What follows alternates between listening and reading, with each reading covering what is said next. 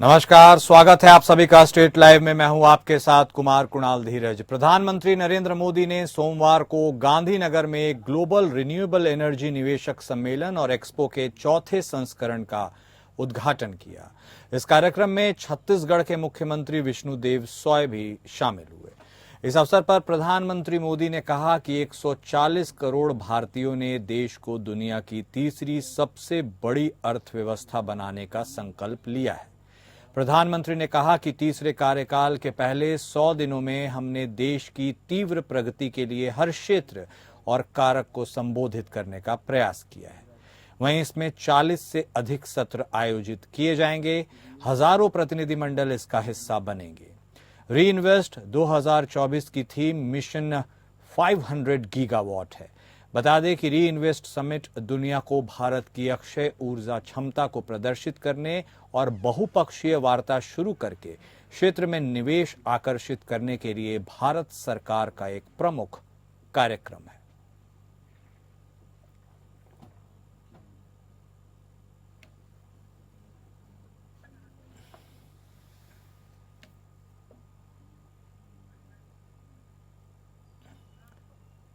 वहीं छत्तीसगढ़ में आगामी विधानसभा उपचुनाव को लेकर कांग्रेस एक्टिव हो गई है। प्रदेश कांग्रेस छत्तीसगढ़ प्रभारी सचिन पायलट 2 दिवसीय रायपुर दौरे पर पहुंचे।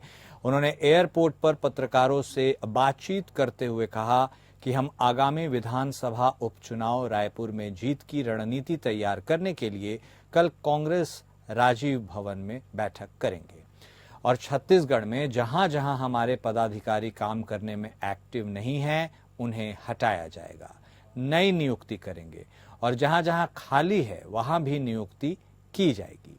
वहीं सॉय सरकार के 8 महीने के कामकाज को सचिन पायलट ने निराशाजनक बताया। उन्होंने कहा कि छत्तीसगढ़ सरकार हर मोर्चे पर विफल हो रही है। सरकार के विधायक सांसद बोल रहे हैं वादा खिलाफी हुई है, जो वादा किया था वह पूरे नहीं हो पा रहे हैं, जबकि डबल इंजन की सरकार है।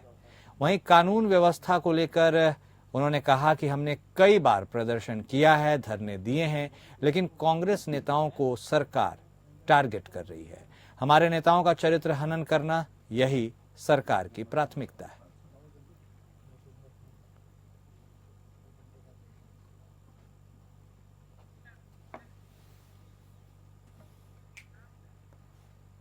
रायपुर में कांग्रेस संचार प्रमुख सुशील आनंद शुक्ला ने कवर्धा में एक परिवार के घर में आगजनी करने वाले मामले पर कहा कि यह बेहद दुर्भाग्यपूर्ण है। कवर्धा की घटना निंदनीय है। प्रशासन और पुलिस की लापरवाही है। आज आम आदमी सुरक्षित नहीं है। कवर्धा तो हत्याओं की राजधानी बन गई है। गृह मंत्री का जिला होने के बाद भी वहां के लोग खुद को सुरक्षित नहीं महसूस कर रहे हैं। वहीं पाठ्य पुस्तकों के कबाड़ में पड़े होने पर शुक्ला ने कहा कि ये पूरा का पूरा भ्रष्टाचार है, इसकी जांच होनी चाहिए। कैसे पुस्तकें रद्दी के टोकरी में गई, कबाड़ी वाली को बेचा गया, इस सब की जांच होनी चाहिए।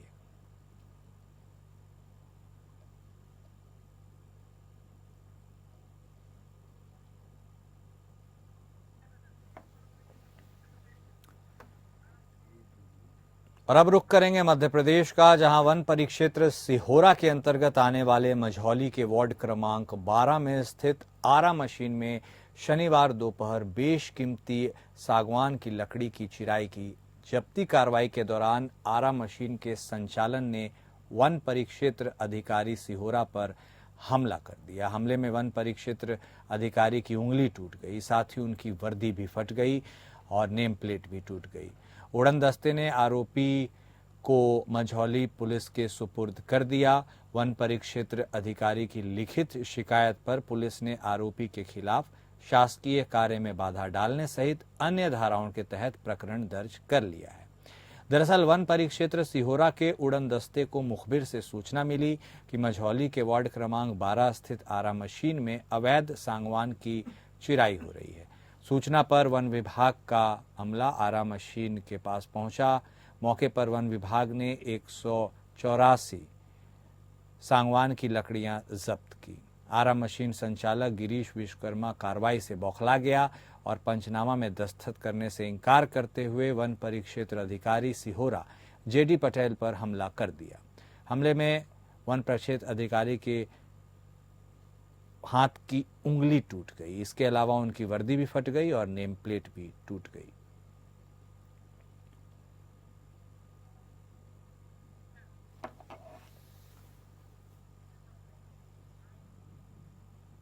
जबलपुर में पोहे के पैकेट में कीड़े मिलने की शिकायत आई, जिसके बाद उपभोक्ता फोरम में इस बाबत शिकायत दर्ज करवाई गई। दरअसल जबलपुर की कटंगी में नूडल्स में कीड़े निकलने का यह मामला सामने आया। हालांकि इसके पहले भी नूडल्स में कीड़े निकल चुके हैं। इस मामले के बाद वहां पर हड़कंप मच गया।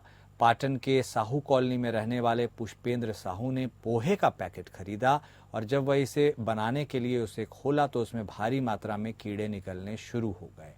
मामले की शिकायत पुष्पेंद्र ने उपभोक्ता फोरम में की है।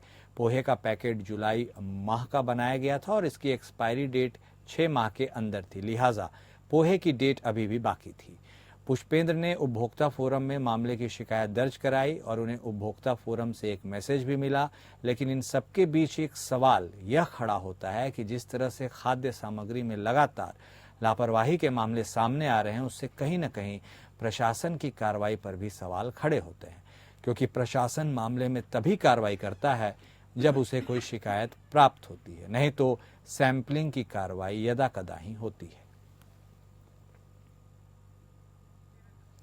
आप देख सकते हैं तस्वीरों में किस तरह इस पोहे के पैकेट के अंदर से कीड़े निकले हैं। अभी कुछ ही दिन पहले नूडल्स के पैकेट के अंदर से भी कीड़े निकलने का मामला थमा भी नहीं था कि अब पोहे के पैकेट के अंदर से कीड़े निकले। और ख़ास बात यह है कि इसकी मैन्युफैक्चरिंग डेट जुलाई महीने की है और 6 महीने तक इसकी वैलिडिटी थी और 6 महीने अभी पूरे भी नहीं हुए थे और उसके पहले ही इस पैकेट के अंदर से कीड़े निकले हैं। ये खाद्य सुरक्षा के लिहाज से काफ़ी गंभीर मामला माना जा रहा है, क्योंकि जिस तरह से पैकेट के अंदर ये कीड़े निकलने का मामला सामने आया है, उससे कहीं ना कहीं पैकेजिंग के जो तमाम प्रोसेस है उसके ऊपर भी सवालिया निशान खड़े हो रहे हैं। इसके साथ ही जो खाद्य सुरक्षा से जुड़े जितने नियम हैं और उनका पालन करवाने में जो संस्थाएं लगी रहती हैं, उनके लिए भी यह एक सबक है कि आप यदि हर वक्त सैंपलिंग की प्रक्रिया को अंजाम नहीं देंगे तो इस तरह नकेल नहीं कसी जा सकती और इसके ऊपर विशेष फोकस करने की जरूरत है।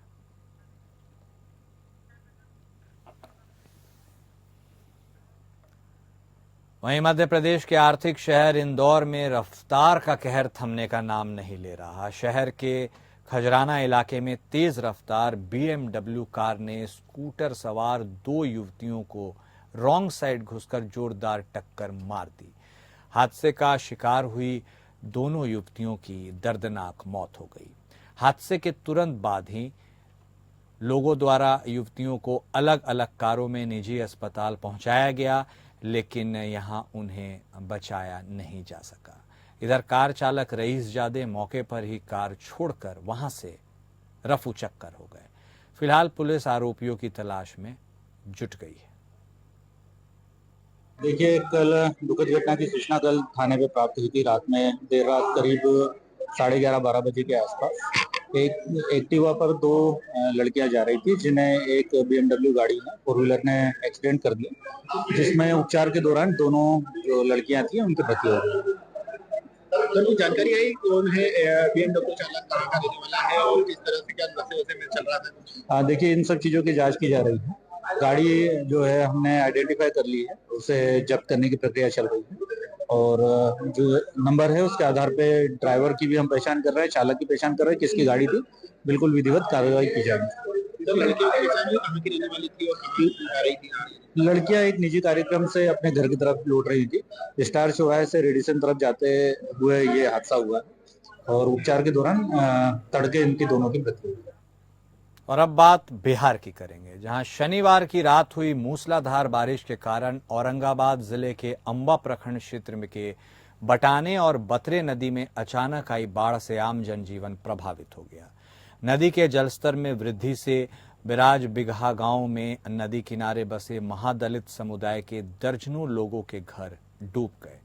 पीड़ितों ने बताया कि घर में रखे अनाज और अन्य घरेलू सामग्रियां सहित छोटे पशु भी पानी की तेज बहाव में बह गए। फिलहाल पीड़ितों ने गांव में ही शरण ली है और प्रशासन से मदद की गुहार लगाई है। वहीं घेवरा और धान नेवड़ा गांव के दर्जनों लोग रविवार को बटाने नदी के बीच में फंस गए, जिन्हें प्रशासन और स्थानीय लोगों की मदद से बाहर निकाला गया। नदी में फंसे लोगों ने बताया कि रविवार की सुबह वे लोग फसल देखने नदी के दूसरी तरफ गए हुए थे। वापस लौटने के दौरान नदी के जलस्तर में तेजी से वृद्धि हुई, जिसके कारण वे लोग नदी के बीच ही फंस गए।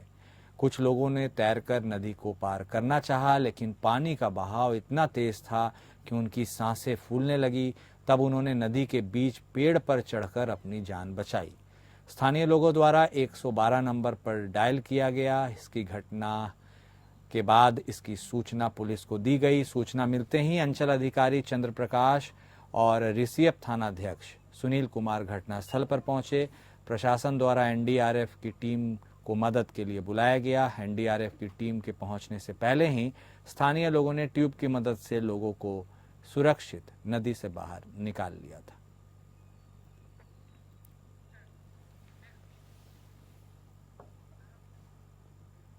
रोहतास जिले के कोचस से पिकनिक मनाने कैमूर के करकटगढ़ गए कोचस के 11 युवकों का कैमूर प्रशासन ने सुरक्षित रेस्क्यू कर लिया है।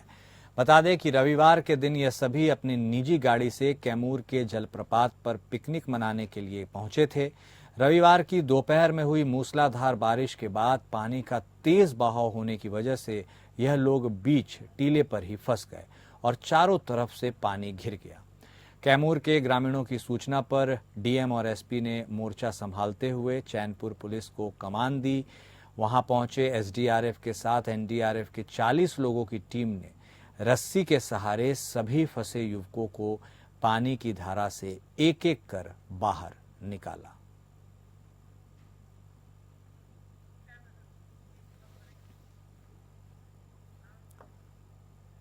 मधुबनी जिला के जयनगर थाना द्वारा गुप्त सूचना के आधार पर अवैध हथियार के साथ 2 अपराधियों को एक देसी कट्टा, एक देसी पिस्टल, 6 गोली और 1 मोबाइल के साथ गिरफ्तार किया गया है।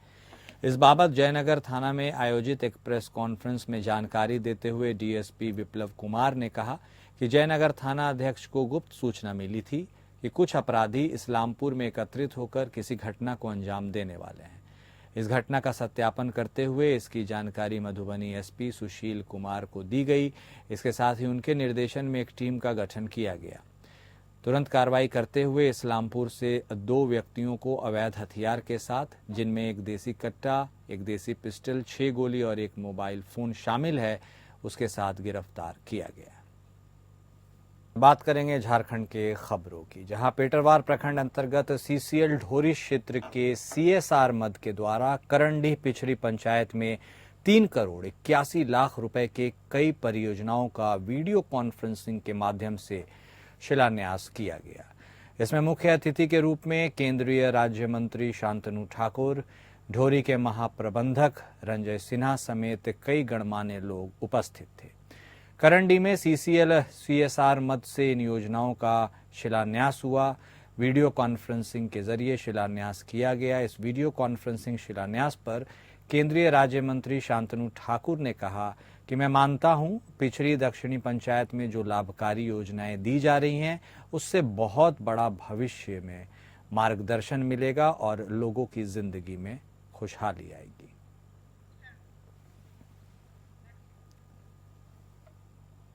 झारखंड में राजधानी रांची, कोल्हान और पलामू प्रमंडल, इसके साथ ही कोयलांचल के कई जिलों में भारी बारिश हुई। इसका कहर भी देखने को मिला। पलामू, लातेहार और गिरिडीह में जानमाल का भी नुकसान हुआ। भारी बारिश की वजह से 3 लोगों की मौत हो गई। बात अगर कोल्हान के सरायकेला और जमशेदपुर की करें तो यहाँ पिछले 3 दिनों से लगातार बारिश हो रही है। कभी मूसलाधार तो कभी उसकी रफ्तार धीमी हो जा रही है। इस बारिश की वजह से मौसम पूरी तरह से ठंडा हो गया है। पारा गिरने की वजह से लोगों को अब तो ठंड का एहसास होने लगा है। मौसम विभाग ने आज गढ़वा, पलामू और लातेहार में भारी से अत्यधिक भारी बारिश का ऑरेंज अलर्ट जारी किया है। वहीं लोहरदग्गा, गुमला, सिमडेगा और चतरा जिले में भारी बारिश का येलो अलर्ट जारी किया गया है। इस दौरान 40 से 50 किलोमीटर प्रति घंटे की रफ्तार से तेज हवा के झोंके भी चलने की संभावना व्यक्त की गई है। मौसम केंद्र से मिली जानकारी के अनुसार राज्य में साइक्लोनिक सर्कुलेशन के प्रभाव से राज्य भर में वर्षा हुई है। कई इलाके में भारी से अत्यधिक भारी बारिश हुई है। मौसम केंद्र रांची के निदेशक अभिषेक आनंद ने अत्यधिक वर्षा के अलर्ट वाले जिले के लोगों से खराब मौसम के दौरान सजग और सावधान रहने की अपील की है। उन्होंने बताया कि 17 सितंबर से मौसम साफ होने की उम्मीद है।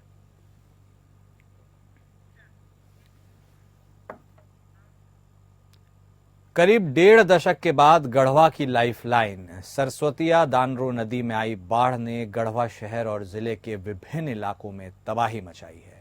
बाढ़ के पानी से बेलचंपा मेढ़ना को जोड़ने वाली पुल क्षतिग्रस्त हो गई। बीच में कई पुलों पर ऊपर से पानी गुजर रहा है।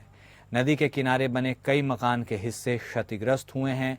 लोगों के घरों में पानी घुसा है। लोग किसी प्रकार से अपने अपने मकान के ऊपरी हिस्से में जाकर सिमट गए हैं। पिछले 24 घंटे में काफी बारिश हुई है।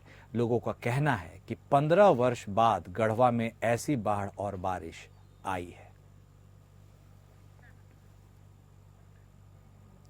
वहीं बोकारो में पिछले 2 दिनों से हो रही लगातार रुक रुक कर बारिश का असर अब दिखने लगा है। बोकारो के गरगा डैम का जलस्तर बढ़ने के कारण डैम के फाटक को भी खोलने का काम किया जा रहा है। इसको लेकर पूरे गरगा नदी के किनारे तक जिला प्रशासन के माध्यम से अलर्ट जारी कर दिया गया है।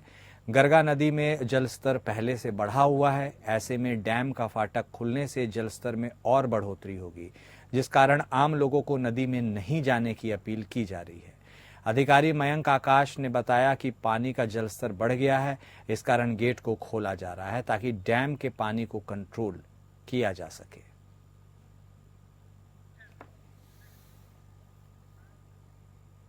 देश के प्रधानमंत्री नरेंद्र मोदी ने बोकारो से पटना जाने वाले लोगों को वंदे भारत एक्सप्रेस ट्रेन की सौगात दी है। टाटानगर से यह ट्रेन पटना के लिए चलेगी, जिसका रूट 5 दिन बोकारो होकर भी है। ट्रेन को हरी झंडी दिखाने के बाद यह ट्रेन पहली बार बोकारो रेलवे स्टेशन पहुंची। इसके बाद ट्रेन के बोकारो आने पर उसका गर्मजोशी से स्वागत किया गया। टाटानगर से कई लोग इसमें सवार होकर पटना तक की सफर कर रहे थे। लोगों ने भी इस ट्रेन में अपने सफर को लेकर अपनी बातों को रखने का प्रयास किया। यात्री और रेल कर्मियों ने वंदे भारत ट्रेन के लिए प्रधानमंत्री मोदी का धन्यवाद किया। ये टाटा से पटना जाने के लिए सबसे तेज और कम समय लगाने वाली ट्रेन है। यात्रियों ने कहा कि ट्रेन काफी अच्छी है और इसकी स्पीड अन्य एक्सप्रेस ट्रेन से कुछ अधिक है।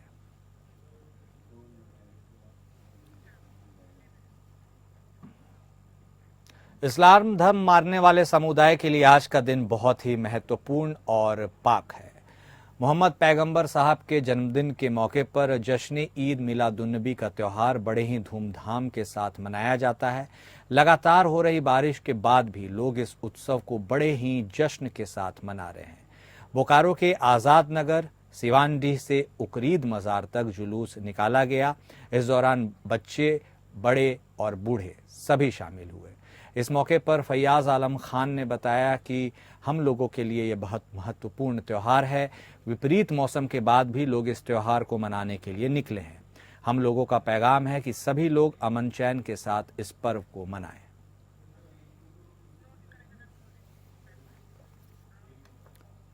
और स्टेट लाइव में अभी के लिए इतना ही। नमस्कार।